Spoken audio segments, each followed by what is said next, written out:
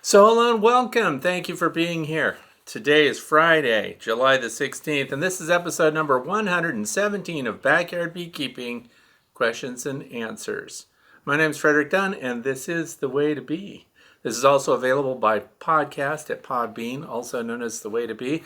Lots of links down in the video description if you want to know more about the things we're talking about today, or how you can post a question also, other than, of course, right in the comment section below this YouTube video. Let's get started. Ooh, what's the temperature outside?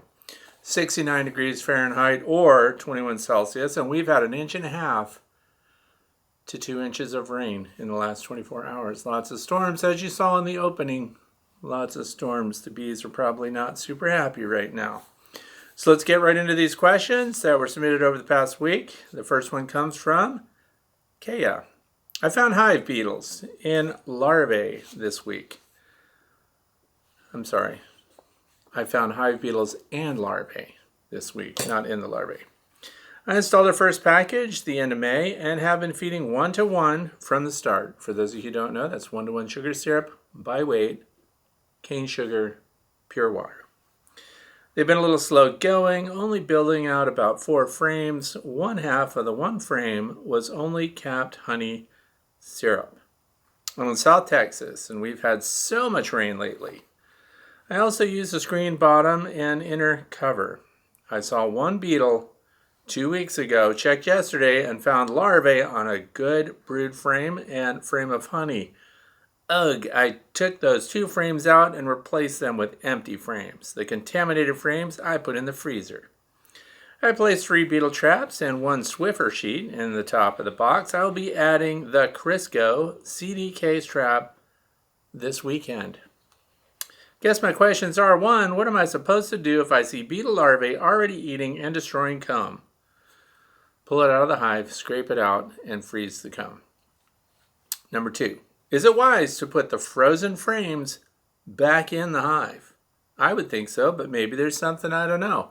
Yes, it's wise. Once you freeze them, you're killing the eggs, you're killing the active larvae, and any beetles that are around, they're dead too. The bees will clean all that out. Freezing kills the eggs, doesn't hurt the honey.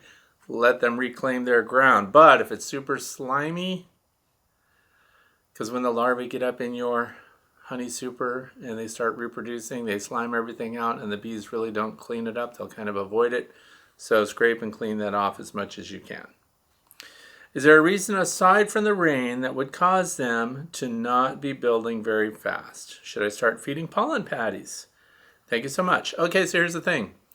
This time of year, because summertime, I don't like to put pollen patties inside a hive at all. One of the problems with pollen patties is actually that they attract small hive beetles. So because if the bees don't eat them, that's it. So the other thing is, why aren't they building out new comb and everything? Well, for one, they're homebound because it's raining, so they're trapped inside the hive. There probably are some foragers coming and going because mine fly in the rain too. So we'll talk about that a little bit later, how they navigate. Anyway, I would not put pollen patties in there. Sugar syrup 1-to-1, carbohydrate. It's going to help them keep things warm, but it won't necessarily stimulate new development within the hive. Foraging pollen resources that come in are what normally stimulate brood production and what should stimulate brood production this time of year. I know some people will have a different approach. If you're a commercial beekeeper, my target audience is backyard beekeepers. We're just trying to keep our bees healthy. So I recommend that if you want to, I told this to someone else too, if you're in a dearth, a pollen dearth, but remember we've got rain and everything too, they don't want the pollen from the flowers when it's been rained on because it's damp and it's ruined. And also, the nectar that they're getting is watered down often and not useful for the hive as much as it would be if it were a little drier. So what's going to happen after these rains pass, which is our situation here, the rain's moving out, then you're going to see a flurry of activity. So that could be it. Another reason that they often don't build inside the hive is you could be queenless. So I would do an inspection too to find out. Make sure you're queen right. Make sure everything's looking good in there, and that there's a reason for them to continue to invest their time and effort into the infrastructure in the way of wax, comb, and then of course storing resources, pollen, and nectar. And so here's the other thing. Let's talk a little bit about trapping small hive beetles, even though I don't have a huge problem here. I find an occasional beetle, and I mean like one.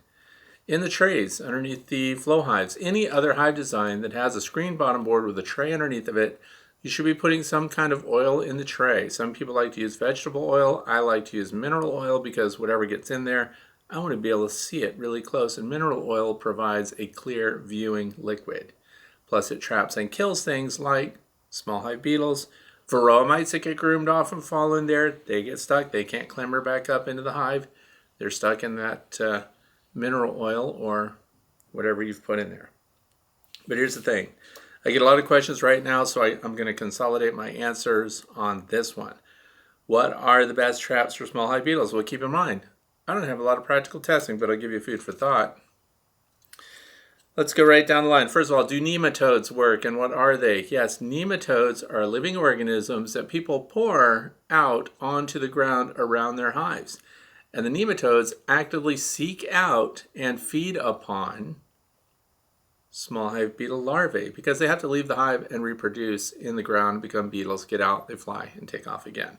They can cover a pretty big range too. So small hive adult beetles, they get their little club antenna out and they smell a beehive. What they're really smelling are the proteins that are stored in there, and that comes from plants. And they really don't give a hoot about the honey so much as an attractant, even though their larvae will slime that out. But they're really attracted by the fermenting pollen stores that are in there. So bee bread that's going on. So I will turn you on to a study, and I'm going to put a link down in the video description. So if you're listening by podcast, you're going to want to come back and look at this.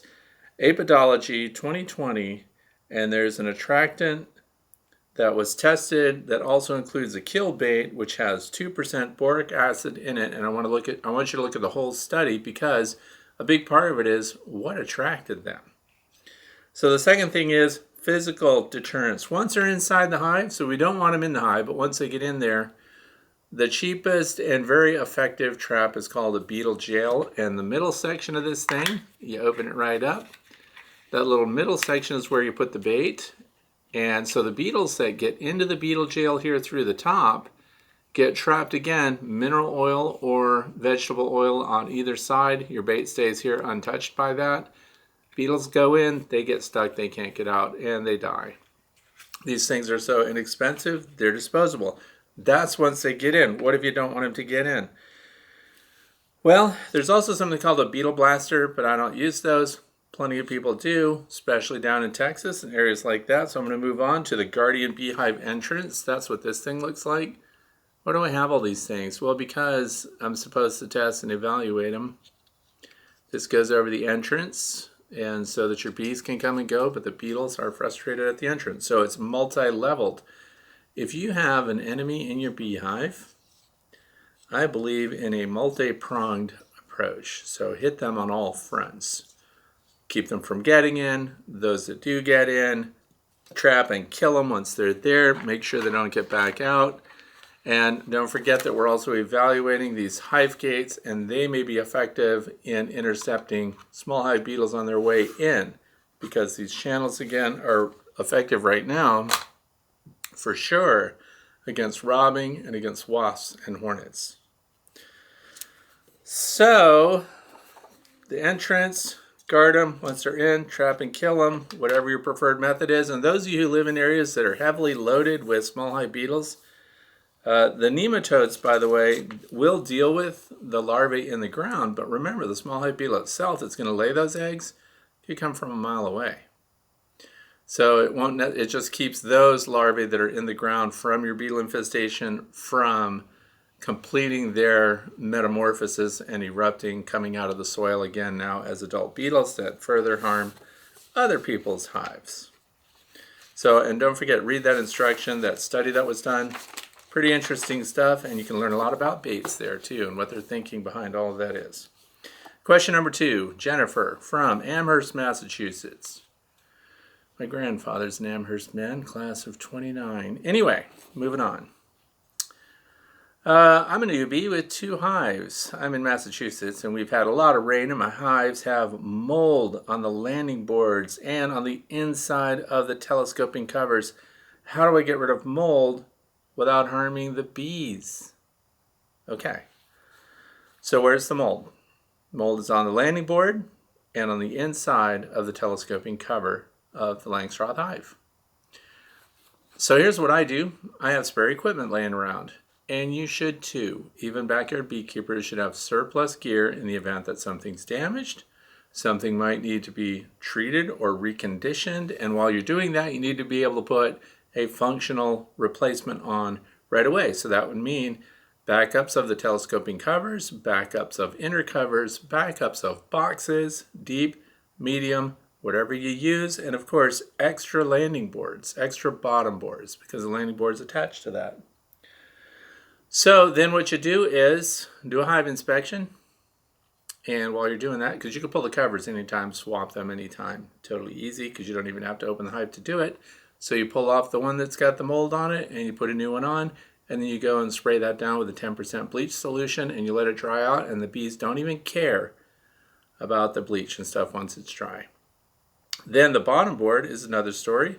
So pull up your hive, pull the bottom board out, put a new one under, and take the other one back again for reconditioning and treatment with bleach. That's what I highly recommend. You don't want to spray the landing board in front of your hive while it's active, while the bees are occupying it, with bleach. The other thing is when things dry out and the sun comes out and everything else, it may take care of itself, but I think it's a great idea to keep up with your gear that way sometimes. So backups for your backups. 2 is 1, 1 is none, as they always say. Question number 3. Kevin, Burbank, Michigan. I'm only a second-year beekeeper, but have become infatuated with this hobby. I'm looking to keep bees for years. I would like to create large pollinator plots, 2+ acres. What would be the best sustainable plant or crop to grow? Always look forward to your content. Thank you so much. Thanks for watching. So here's the thing. People often do this and they want to help bees and pollinators in general, and they'll go to plant something in their yard. So this is a pretty good plot though. We have 2+ acres. So people like, a variety of things in their yard. So they tend to put, there's black-eyed Susans over there, daisies over here, alfalfa, whatever people like to plant. But here's the thing, if you want to attract honeybees, this is what you have to look for. First of all, a concentration of a single species of plants, because remember that honeybees are a floral constant. When they go out and they're foraging and they find nectar, which attracts them, and of course then they get the secondary benefit, which is pollen. But in some cases they're exclusively after pollen. They don't necessarily get any nectar from that plant. So they need it all. But here's the thing, sometimes people will put out 50 plants, 30 plants, 20 plants of some species, having been told that the bees love it and they're going to come after it. And then they write to me and say, the bees aren't even on it. That's a bunch of baloney. It doesn't even work. Well, that just means something else is out competing. And bees are efficient. Bees are very frugal about how they spend their energy to gain energy. It doesn't help them at all to fly a great distance to get to something with very little return. So what do? They go where there's a lot of forage of the same species of plant. So these are the keys, rather than name specific plants. I can tell people what I do here. Right now, milkweed is doing great. You know what the longest blooming milkweed that I have here in the state of Pennsylvania is? Swamp milkweed. It started blooming first, and it is still blooming now and still providing nectar. It's a bad pollen source for your bees. But other varieties of milkweed have already bloomed and are now in decline. So we've got some new, younger milkweed plants coming up. But again, I plant those by the hundreds. So that gets the bees attracted, and that gets more foragers there. And because they continually produce the nectar, the bees continually frequent the exact same plant and flower because it continues to come up. So you look at which plants provide something that your bees need over a broad period of time. So we want them to bloom early or midsummer. Look at things that will bloom during your current period of dearth. And then really lay in with that. When you've got acres, as I do, I plant them by the thousands.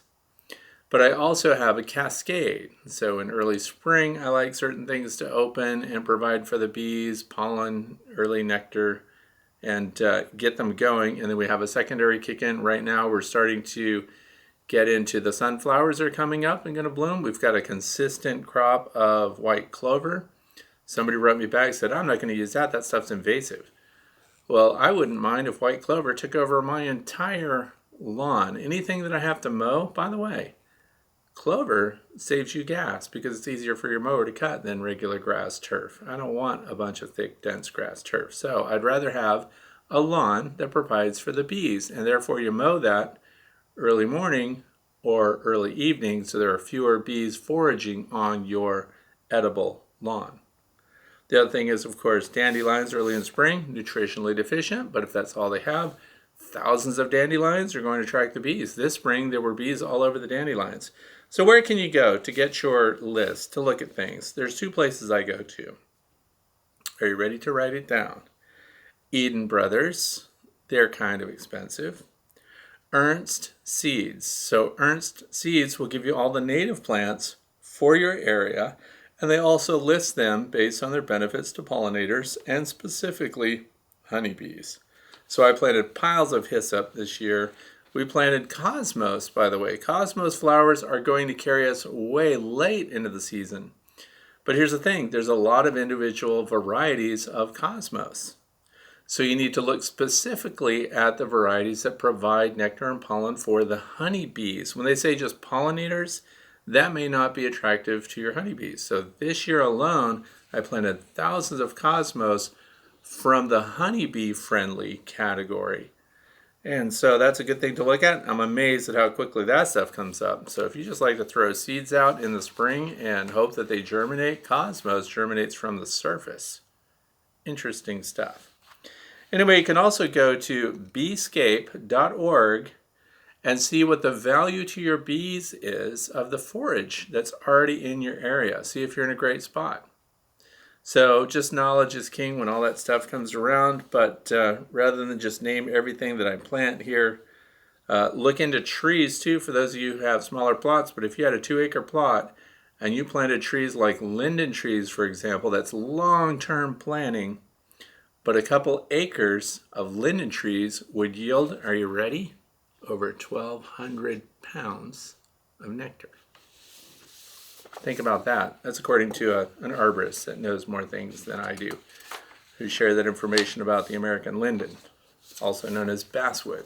So consider trees too, along with other plantings. A lot of people plant vegetable gardens for the bees, but unless you've got thousands of plants in there, which most people don't in their backyard vegetable garden, you're not going to see a pile of bees or a big impact on your colonies as far as growth and production goes there.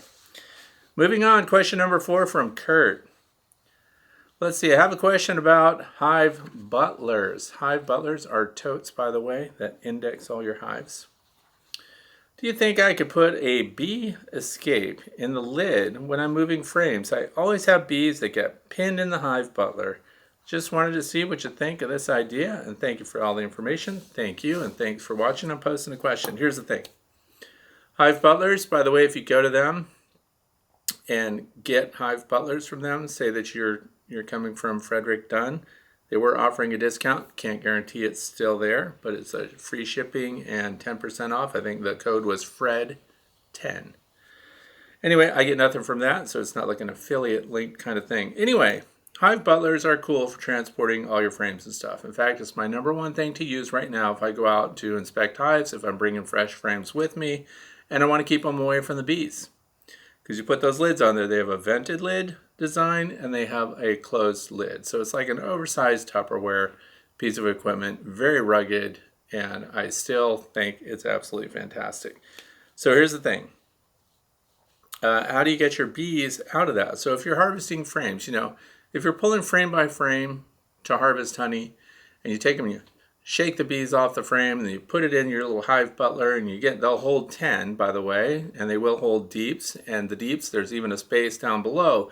So if you're sharing frames from one hive to another, maybe you're reinforcing a colony that's weak, or a colony that's queenless, and this colony over here has queen cells on the fringe of the frames. You can pull those frames out with the queen cells on them, put them in your Hive Butler, they don't get smushed, carry them over there, pull the frames out that you're going to replace them with, and put the queen cells in there. And this is exactly what I've done this year with them, and it works fantastic. So if you have residual bees in your Hive Butler tote, here's the other thing I do. I have a bee shed. So I think everybody should have a bee shed. So when you put your bees in your bee shed, I have all of the windows blocked. So I made wooden interior light blockers in the bee shed. And that's because I wanted to control the light for video and stuff like that, because that's where the observation hive is, but that's aside from the point. There's another purpose. So when the room is all black, you ever notice that when you put your totes or you carry your boxes of bees and stuff, and you've got leftover frames with honey with the little Klingons on there, and you put them in your garage, and next thing you know, they're all over the windows. And the bees can't figure out how to get out the window. You got a double hung window, the top and bottom. The bottom, you open up the bottom, you go out, bees, and they won't. Where are they? They're up at the top, clustered on the glass, trying to get out of there, and they can't. So I have a hopper style window. What a hopper style window is, here's the wall, here's the window on the outside of the wall, right? A hopper style window pivots open like that. So where's it open? The bees hit the glass, they follow the glass up, and out they go. Hopper style window. It is the only source of light. So once you turn the lights off in the building, all your normal windows are blocked, they're darkened out, and now you open up your hopper window and the bees come off of that, whether it's a box from your hive or whether it's a Hive Butler tote or something like that. The bees fly up, out, they go towards the light, and they climb up the glass and they go out because they naturally go to the high point and out the window.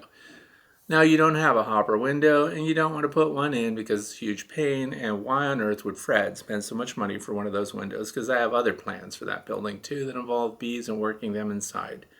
Moving on. All you have to do is have a hole on the wall, usually on the south side, maybe on the west side. Not on the east side, because usually you're storing your stuff at the end of the day, later in the afternoon, and we want the light to be coming through this little hole that you're going to put in the wall. And then you can cover that with a piece of wood or some other closure, cork, whatever you want to do. Same thing, darken the room, turn all the lights off, have the only source of light, the little hole that you put through your shed wall, pull the cover off, and out they go. So because they're going to see the light, they're going to fill up on honey, because just let them, you might as well, they're already there, they can only eat so much. And then they fly up and head towards that light, and out the window they go. And you think, but Fred, they're going to go back to the hive, and they're going to tell their friends where all the honey is, they're going to come back. Well, you can put an escape cone on there. So we talked about putting escape on the Hive Butler lid itself. I think this is a much broader response to that because it works no matter what your configuration is, whether you have a Hive Butler or not. So the hole in the wall, escape cone. If you don't know how to make an escape cone, you can do it with window screen. It makes a funnel, a screen funnel. The bees follow it out. They have trouble finding their way back in. So if you're worried about them all coming back. Bees don't like to fly into dark spaces. So keep the space dark, and that little hole is your only source of light.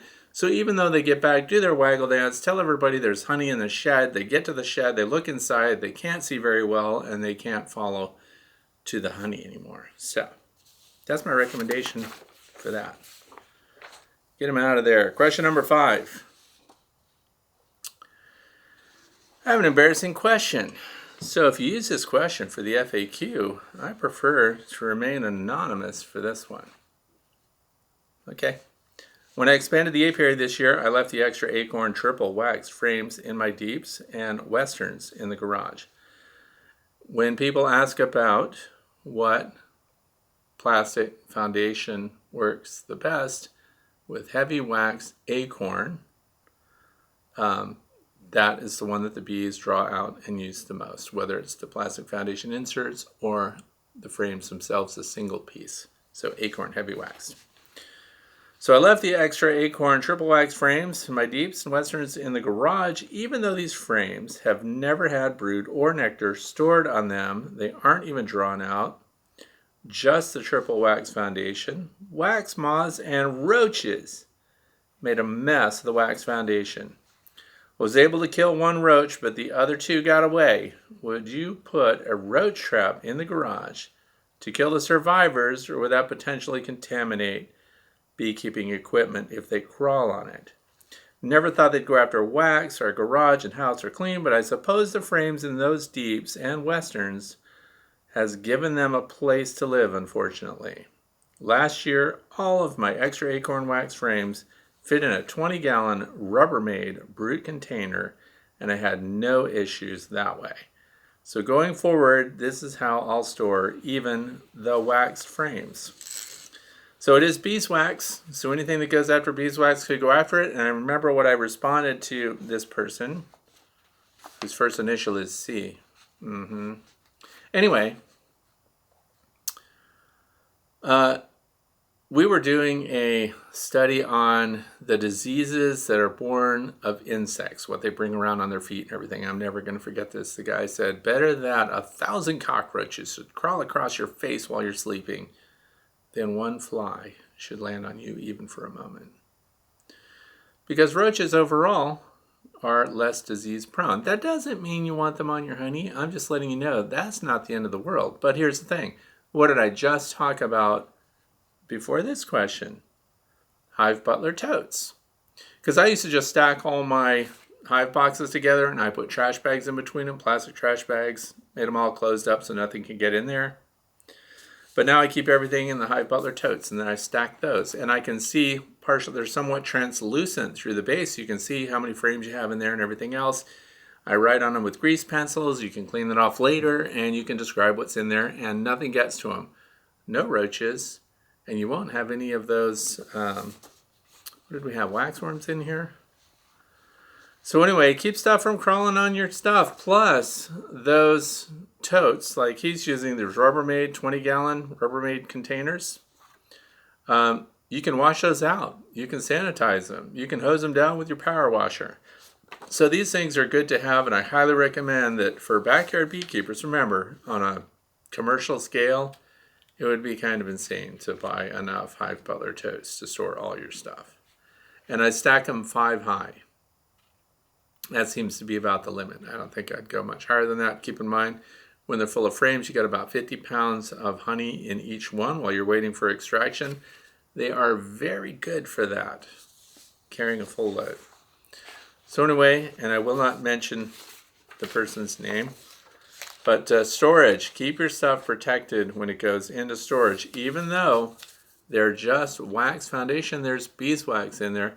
I'm not sure what the roaches were getting out of it, but if you do any investigating on roaches, they eat everything, including the protein glue that was used in some book bindings and stuff like that. So roaches actually are extremely resourceful, which is why some people never get rid of them. Again, like the Small Hive Beetle, I don't have any here. So palmetto bugs down in South Carolina, Charleston, where I used to live. Those are some big ones. Anyway, the next one, John Dickinson. Left field question as we approach spring in Australia. We're preparing. We know bees recognize color and we paint our hives. So, is there any research that show that a swarm will favor a swarm trap painted the same color as the hive box they're exiting? Let's see, naturally, Sealy research, height and size of traps, but what about color? Application would be to help recapture your own bees with the same color pattern. It can't hurt. Regards, John. So here's the thing. It gets back to what bees from the swarm are looking for the new place to live, what inspires them to investigate the new place to live, a cavity, specifically sized. The reference here to Thomas Sealy with their natural selection for spaces, and that's all been worked out. The color, if it's the same color as the hive that they left, they moved out. They don't want to be there anymore. They're reproducing. So I would say the color of the hive matching the color that they departed would not really matter so much as their number one sense, which is going to be their olfactory sense, their ability to smell something that smells right. So the box in the proper position needs to smell as if it's habitable for bees. So bits of propolis in there, maybe some wax. Do not put food resources in a bait hive for a swarm, because now we just have people going in to rob it, and you can get small hive beetles and things like that moved in there, and then your bees won't care to move in. So the location, well established, right around 12 feet in height, at the edge of a clearing, clear flyway to it, somewhat sheltered as far as rain and cover goes. Attached to a tree if you can do that. And that doesn't mean they won't go to another box at a different height, higher, lower, nearer, farther. But the statistics support a 12-foot high location, 200 meters from the apiary that they've departed from. So the things that I would personally focus on, number one, preserve that box in a way that just helps it to last longer. I wouldn't try to match the color of the hive they came from, but it couldn't hurt. I just don't think that's going to be the number one selling factor for the location above and beyond what it smells like. Is it sized right? Is there a single entrance? Is the entrance the right size? Because an entrance that's too large leaves them exposed, and they don't like to use that either. They get in there and they pace off the interior space, and then more foragers, more scouts come in, and they pace it off too. And they all get the same information. And that's where the whole honeybee democracy thing comes from. They come back in groups, and each of them providing the same information from the same location, same place that they're trying to get all the other bees to move to. And they need several of them to approve of that box. And I think the outside color of that box is not high on their list of selection for that. So that's what I have to say about that. But if you want to paint it the same as the box, I just don't. Visually, bees don't see very well. So that's why they get really close to people. You know, we're standing near the apiary and a honeybee comes in and they're buzzing right in front of someone's face. Why do they do that? Well, they examine things very close. What gets them close to you to begin with? The very basic contrasty features of whatever they're coming close to. The geographical features, trees, small buildings, shrubs, things like that that are near beehives. That's how they locate the spot once they get in there visually. So they register and remember landscape configuration. So the physical configuration, the physical characteristics, and the smell of where they're headed has most influence on that bee. So the thing is, when they get close, they just don't, it's going to take over what they find, what they see, what they need, and they're trying to find a space that can house that colony of bees. So that was the last question. So now we're going to talk about some fluff stuff. I know, it's pretty short today, because I actually have a lot to do. I'm not trying to dismiss anything, but I want to talk about some stuff that I found useful over the past week, and one of them is, this is my new favorite Hive tool. I don't know why I didn't get this before, but it's not perfect, but this thing has a big wooden handle on it, easy to grab and grip. It has, of course, usual stuff, all the scraper configurations, so you can scrape propolis out, you can get in there and scrape the burr comb off, but what I really like is this hook. When we look at, I carry these all the time, and starting last year, I was putting one of these, because see how flat it is? I put this inside every hive right on top of the inner cover, because I don't want to cross-contaminate. I don't want to have to clean the Hive tool from one hive to the next, and these are so inexpensive, they're always there. Plus, let's say you're just out there, and how many times have you forgotten your Hive tool? So you go to lift off the lid, there it is, right on top of the inner cover. The long Langstroth hive has it in there, so I'm always ready to go. And it's got this little shoulder on it, so when it goes under the shoulder of the frame, it hooks like this, and then this rests against the shoulder of the adjacent frame, and you lift it up like that.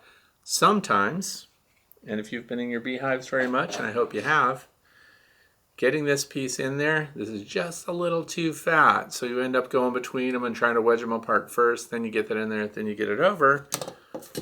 So what I liked about this one is, look how skinny that piece is, and this is rugged stuff.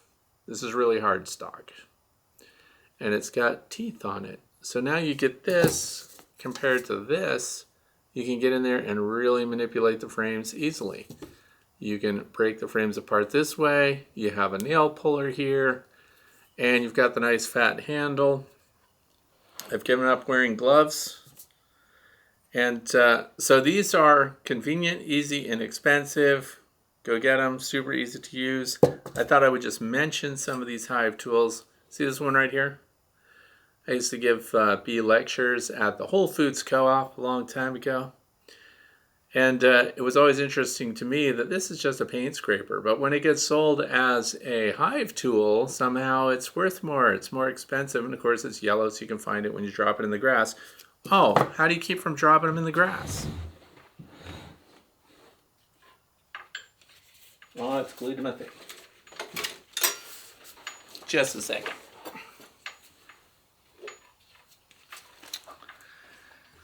That leads me to something else. This was sent to me. They've been really bad because I was supposed to mention this, and I have to say when something's given to me and I haven't bought it. This came to me from Better Bee. It's a belt. It's a web belt, and it's got the quick clips on it, just like that. And you know what it already did? It attached itself to one of my hive tools. 2 hive tools. Because this is a closed sleeve here, because if you stick your hive tool in your pocket, which a lot of us do, and look at the beehive suits, the beekeeper suits that have the pocket on the sleeve, you get honey on this, propolis, and they get all gooey, and then you're going to stick that inside your pocket. So no. So and they didn't even ask me, by the way, if I wanted to review this. They just sent it to me, which I think is pretty fun. I mean, I'm not against getting new stuff. The Beescapeorg belt, and it's trademarked by Better Bee, so this is their own product. So that means it's washable, and because the bees, not the bees, but because the hive tool stays on the outside of it, there's no cleaning issues. How strong do you think the magnet is? Oh, look at that. Heads up.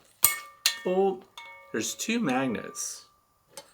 So you can carry 2. Oh, I didn't even know if this was, oh, it sure is. So that's pretty heavy duty, and it's acting like a chime right now. But anyway, you put this strap on, and you've got a place to hang your hive tools when you're not using them, and the magnet's strong. It's not one of those little mamby-pamby magnets that you stick it on there and it falls off. I've just barely got it by the tip, and it's holding on. So that's a significant magnet. Oh, I wonder if I can put one on the back side of it. Yeah, so you can carry hive tools on both sides of it. Anyway, I'm going to put a link to this if you want to read more about it at Better Bee, made in the United States. Got the American flag on there. I think this is going to fit just about anybody. I'm actually glad I just brought this up because I haven't been thinking about that. But this is my new super fun hive tool. This thing does everything. Look at this. It's got this little hammer head on it.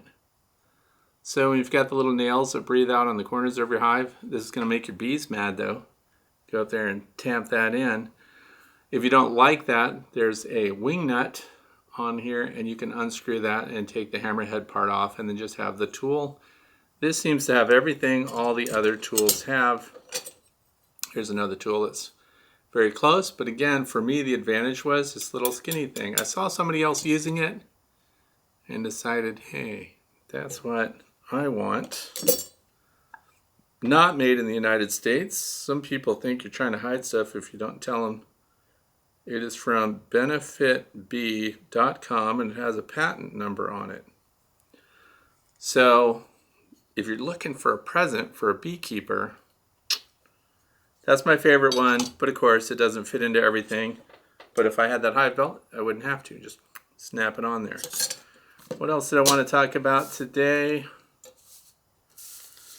Oh yeah, I'm going to talk about Bob Binney. Have you ever heard of him? Bob Binney is a commercial beekeeper, been around forever, has like 1 million beehives, and something showed up in my news feed over the past week. Bob Binney was talking about queen excluders, and many years ago I put a queen excluder out, a plastic one, on a feeder because I wanted to see if the bees were actually getting through the queen excluder, and the number of bees that struggled to get through it and couldn't was astonishing.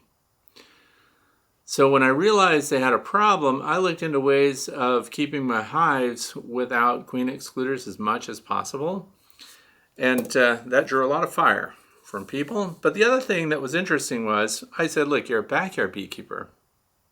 You're going to pull the frames one by one if you're harvesting honey. We're not just pulling blocks. We don't have a big truck waiting and a crew and forklifts, and we're not loading everything, but Bob Binney does. But so you can pull frame by frame. Oh, there's brood in that. I don't want brood in my honey, so you just put that one down. Oh, look, here's a frame of nothing but honey. We'll take that, throw it in your Hive Butler, save your stuff, and head out of there. So I don't keep the bees from laying. I don't keep the queen out of the entire honey supers and stuff. I just count on them to keep the brood down low near the entrance. All of my hives are single entrances. And then the progression through the year, they start to store their honey up higher. And so these supers that you keep adding on get nothing, for me, 99 times out of 100, nothing but honey in them. But if you're looking at them frame by frame, but here's the cool part and why I wanted to mention Bob Benny and why you should check out his channel is because what did he talk about this past week? Queen excluders. But he actually mentioned some stuff that I want to talk about here. So here is a plastic queen excluder. And what's the purpose of it? Everything above here the queen shouldn't get through, and therefore only the workers get up there, and then you don't have any brood in your honey. But Bob said something else in his video.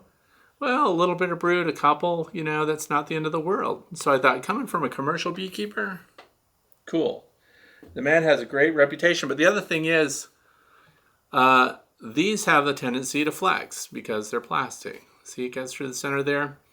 And I'm glad he talked about it because I hadn't spent a lot of time thinking about it myself. And that's that these have a propensity to wrinkle and sag a little bit in the middle. And over the tops of the back bars of the frames on these lower boxes, you want your bees to move freely underneath your queen excluder.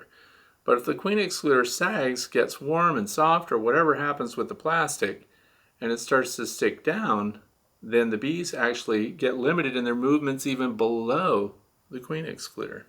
So we know drones can't get through them, and some workers can't get through them. So what was Bob's favorite? It wasn't this one, but I'm going to show it to you anyway. This is the metal queen excluder with a wooden frame around it. So he said he doesn't think a lot of these because the wooden frame doesn't last that long. Remember, these are commercial guys, and if the wooden frame doesn't hold up, why bother with it? You don't have the time. You're dealing with hundreds, if not thousands of hives. But what he did like is what's inside the frame, and that's the metal queen excluder.